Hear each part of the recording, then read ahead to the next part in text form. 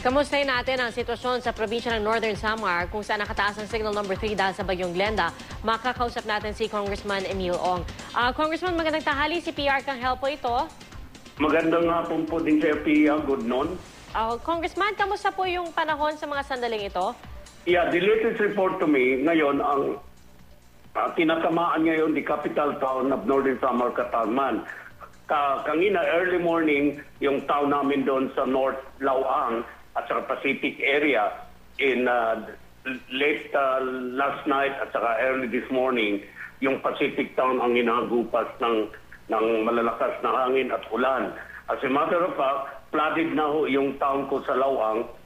Sinabi ng sister-in-law ko si Mayor Madeline na nag-evacuate na sila sa mga tao near the seashore at saka along the river bank of Katubig River. Sa Mapanas, dalawa ang missing. Identified lang yung isang tao, yung isa not identified pero ititik sa akin ang pangalan. Missing yung barahil yung nag-fishing ban nung gabi, usually ang fishing doon, nag-fishing sila sa gabi. Although they were warned not to go out of the sea. No? Kahapon pa lang, in-declare na ni Governor June Ong, my brother, na typhoon signal number 3 and all classes in all levels suspended, private and public school. Kagabi pa lang, tinext na sa akin na nag-announce na si Governor June Ong to suspend all classes. He was stranded, nandoon siya kanina sa Matnog, stranded siya ng ferry terminal kasi hindi pinayagan ng PPA magbiyahe. More than 500 trucks and vehicles are stranded in Matnog, Sorsogon para mag-cross sa Northern Samar. Walang biyahe kasi yung 4 na ferry boat. So mahaba na ang pila doon. Dito naman sa Samar End, yung mga papunta naman galing sa Mindanao, Leyte, ay papuntang Luzon, stranded naman almost the same vehicles. Dalawa ang amin terminal dito sa Northern Samar, sa Allen, sa Luok. Stranded na several vehicles going to Manila naman. Yung sa Sorsogon naman, going to Northern Samar and Leyte, stranded more than 500 buses. Congressman, linawin ko lang ho, yung nabanggit po ninyo, your brother, no, si Governor June Ong, stranded siya with several vehicles. Meron ho ba silang mga, hindi naman po sila may dalang supplies or anything na dapat para sa mga evacuation center? Mayroon na pinadala, tinawagan na niya ang NFA, mag-send ng mga bigas sa San Roque. Yung provincial manager ng NFA, si Mr. Tapalya, si Raymond, text me na cannot cross the town of San Roque dahil 4 na mga malaking kahoy ang natumba along the road, so they cannot pass. So sabi ko, mag-volunteer na lang, hakutin na lang ng kariton, no? Kasi marami ng lugar ang walang food dahil flooded.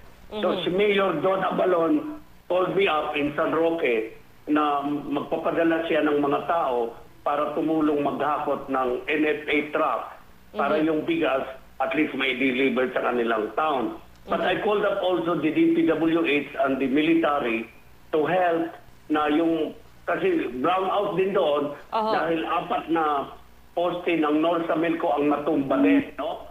Yung electric post natumba din.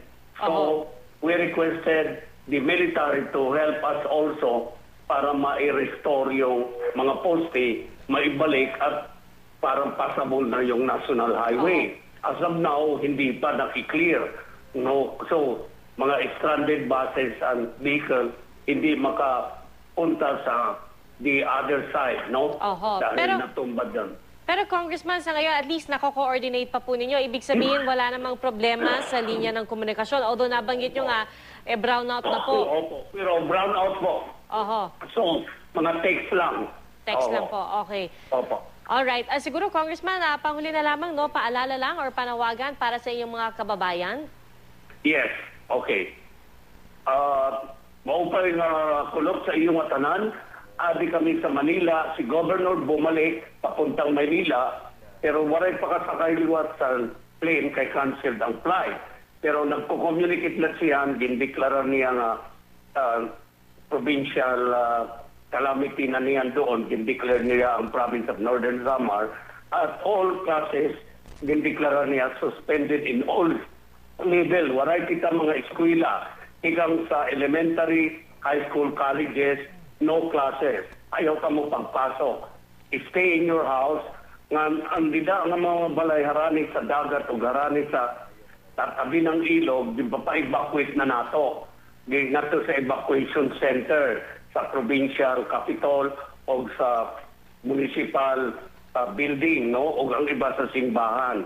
Kaya baka magbaha pa.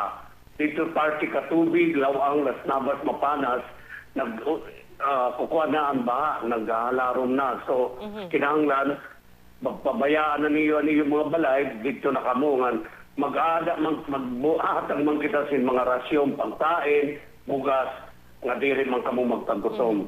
Mag-ingat na lang. Salamat. Salamat din po, Congressman Emil Ong ng Northern Samar. Magandang tanghali po sa inyo. Okay, thank you.